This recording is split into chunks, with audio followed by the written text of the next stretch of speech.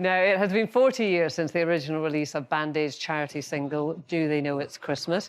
And to mark the anniversary, an ultimate remix is set to be relaunched. However, the track has faced backlash from critics who claim that it reinforces harmful stereotypes and colonial attitudes. Janet, I remember it very well. I remember exactly where I was. I imagine a lot of people do. Is it time to move on from it? Well, there's no denying that the actual concert itself, the first concert, I remember, like you, where I was.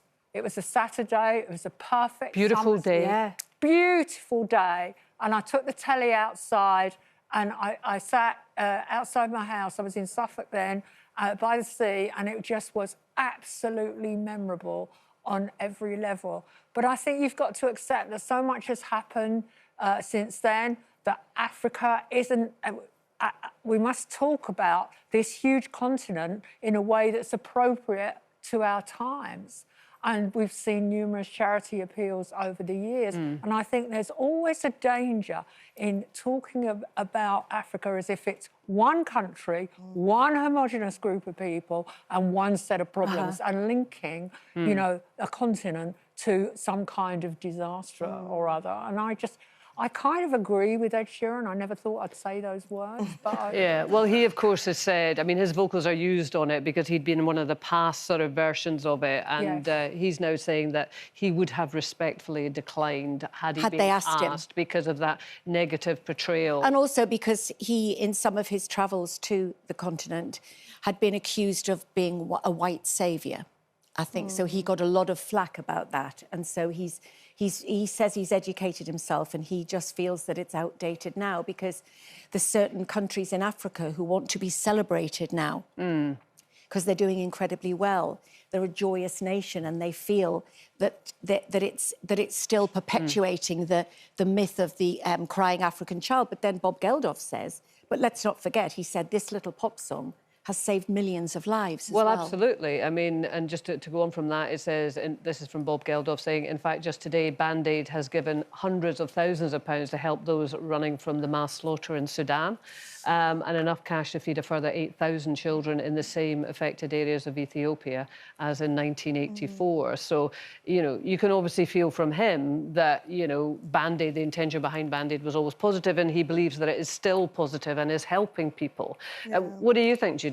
I mean, look, we can't move away from the fact that, yes, money, you know, what they've raised has contributed to helping Africa as a continent and individual countries. But I think even if I reflect as a child, growing up watching it, especially, you know, as a black woman, as a black child, I used to watch that, and that was mainly the time I'd see children that looked like me, but it was in this poor, you know, destitute kind of way with flies on their face, and, you know, and it was really quite upsetting, and it took a lot of education for my own family to what I educate my children now, regards to this is not the whole of Africa.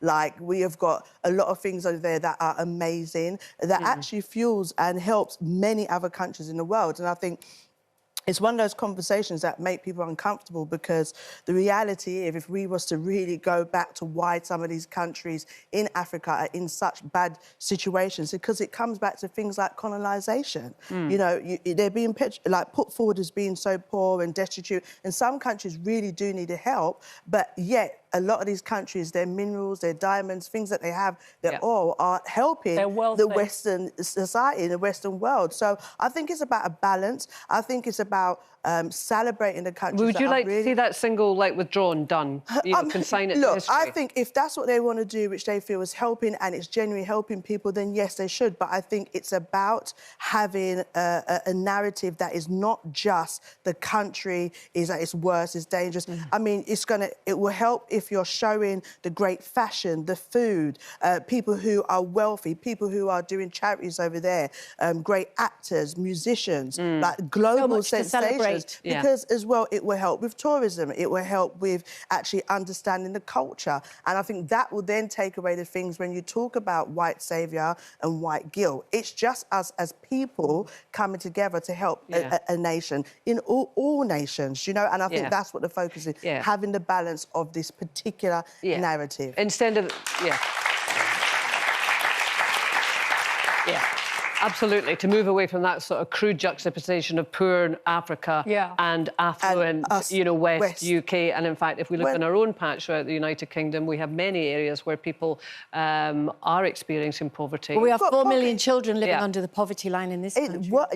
Really below the poverty line as well.